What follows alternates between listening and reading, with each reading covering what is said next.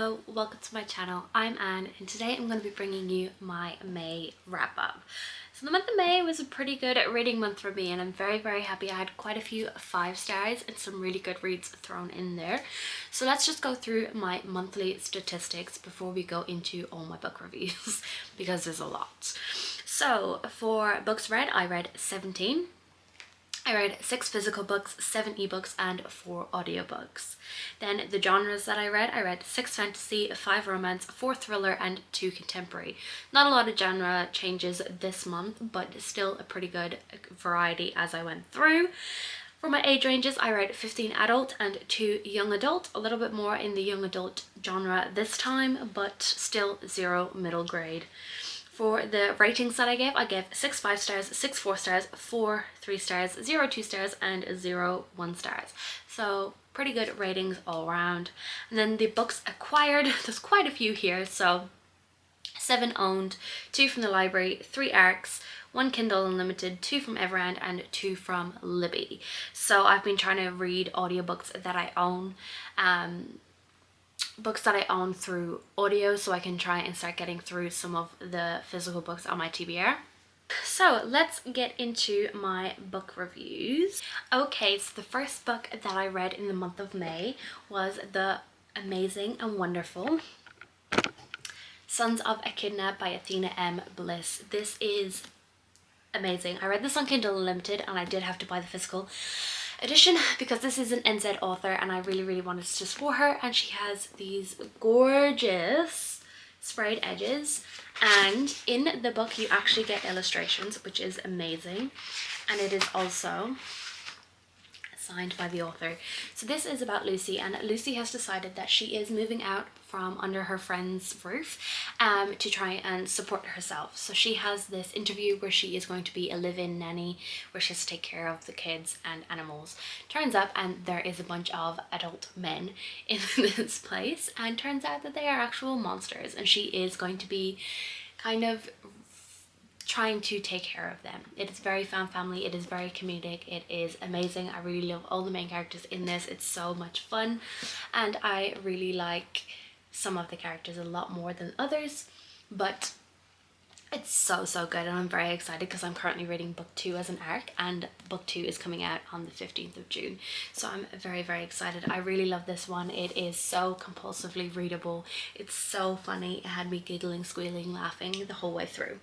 And yeah, it's just an amazing time. And isn't this stunning? Like, just stunning. I love it. It has Greek mythology, it has some very LGBTQIA plus characters, and it's just an amazing time. So the next book that I read was an ARC by Sienna Trapp. This was Surprise for the Sniper. So this is a contemporary romance novel where we're following Benji, who we saw in our first book in the Connecticut Comet series. This is book 2, but it can be read as a standalone. But we are following Benji and he has to go back to his hometown after winning the big championship. He really doesn't want to go back because he's got not great memories there, and he goes home and he finds out that he has a secret. Someone has kept a big secret from him back home. And then we're following Liv, and she is a solo mom who has raised this child from a very young age and from being really young herself, and we follow them as their story continues. It's a second chance romance, secret baby, and it's just a really good time. We see that there is a lot of trauma Benji has to deal with, and we watch him struggle through it as we go, and we also kind of watch him go from this playboy to trying to become a father and be there for Liv and his son. And it's just a really good book. I had a good time. It's not my favorite out of the series, but it was still a good time. Then I read Happy Place by Emily Henry. This is a 5-star read for me. You can see me talk about this a lot more in my reading the best books of 2023 according to BookTube vlog at all of the books that I'm going to be talking about. So in that I've read this month. So Happy Place, Trust of the Emerald Sea, Fourth Wing, Carrie Soto is Back, The Housemaid by Frida McFadden. None of This Is True, Love Theoretically, and yours truly are all in that vlog, so I'm not going to be talking about those in this one, but I had a great time with that vlog. It took me so long to film, so long to edit. It's like over an hour long, and I'd really love for you to check it out if it is something that you want to hear my thoughts on some of these books. So going from there, I read The Gilded Wolves. I started this in May and finished it started at the beginning of May, and it took me quite a while to finish it towards the end of May because I was buddy reading it and we were taking it a section a week. And maybe I started this in April. I don't know, I can't remember, but this is about Severin. He is a hotelier and he is trying to get his inheritance back. It's hard to explain. It's set in Paris 1889. The city is on the cusp of industry and power, and here no one keeps tabs on the dark truths better than treasure hunter and wealthy hotelier Severin.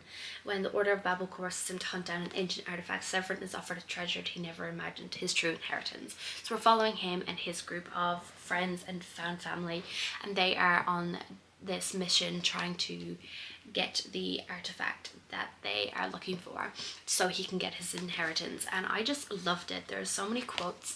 I tabbed it up so much. I had a great time with it. I've been really into my historical fantasy where we're following a group of criminals basically, and it's been a great time.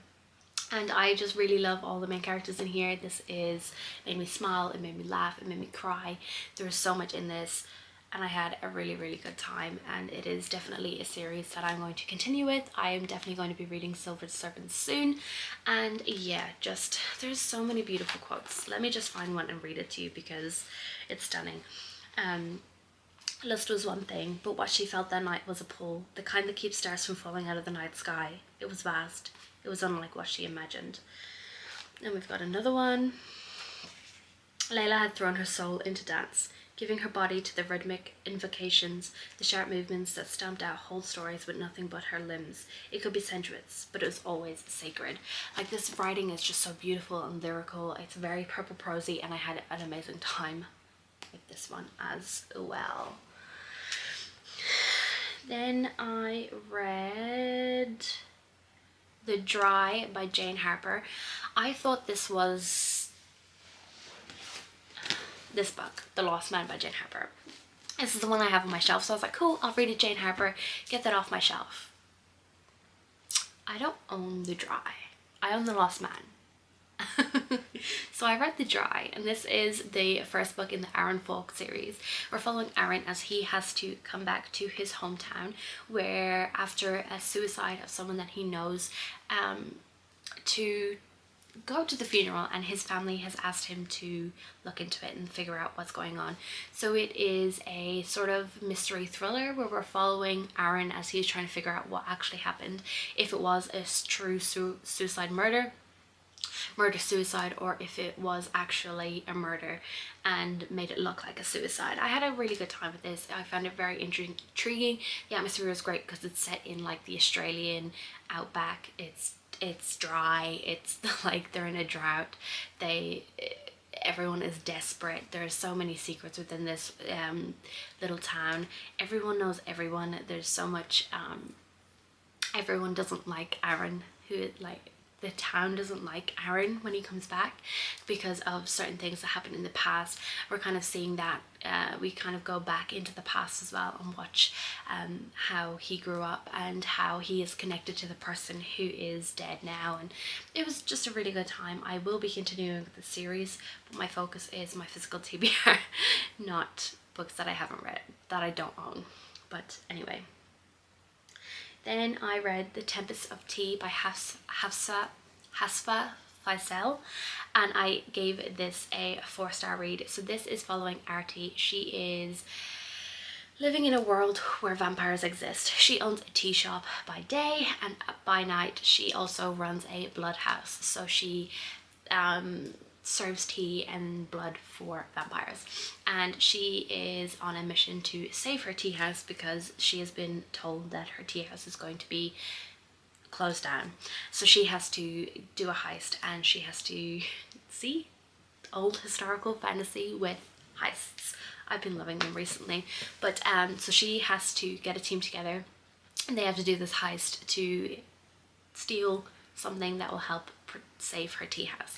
I really enjoyed this. I did find it a little bit slow going to start with, but because I had to keep stopping and starting because I was trying to get that other vlog finished. But I had a really great time with it. It is very historical.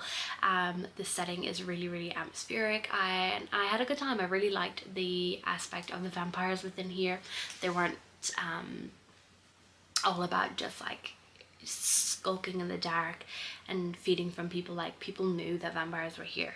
They're not very regarded highly, but everyone knows that vampires exist, so that I found that quite intriguing. Then I read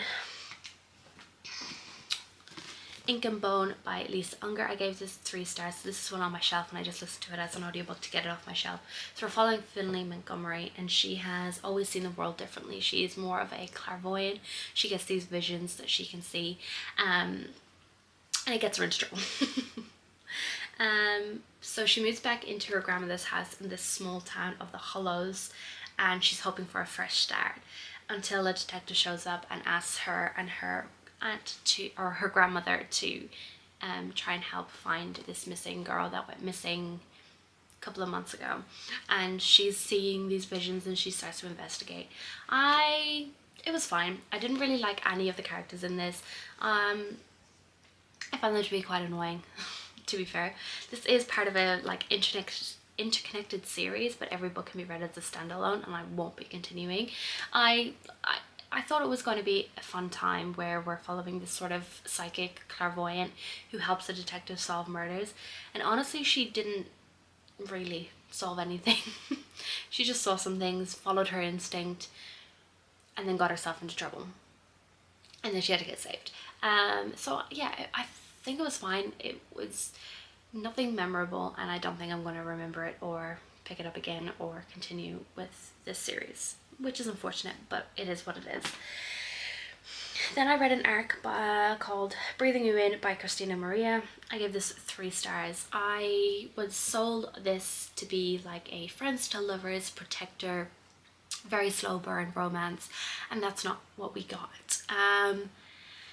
I found it to be very fast paced. I found that like almost immediately our main characters loved each other and wanted to be together, and I found that it was just really rushed. Like, I didn't feel like the characters knew each other very well, and they ended up in a relationship, and yeah, there's a lot of smut in here that just didn't really do anything to the story. And yeah, I did find the writing to be a little bit jarring. We kind of jumped scenes quite a bit, and it just wasn't my cup of tea. I'm sure that other people will enjoy this, and I think that a little bit more editing and it would be a lot better, but yeah, it just wasn't for me, unfortunately. I did enjoy the main characters. They are really good characters, but I found them to be quite one-dimensional.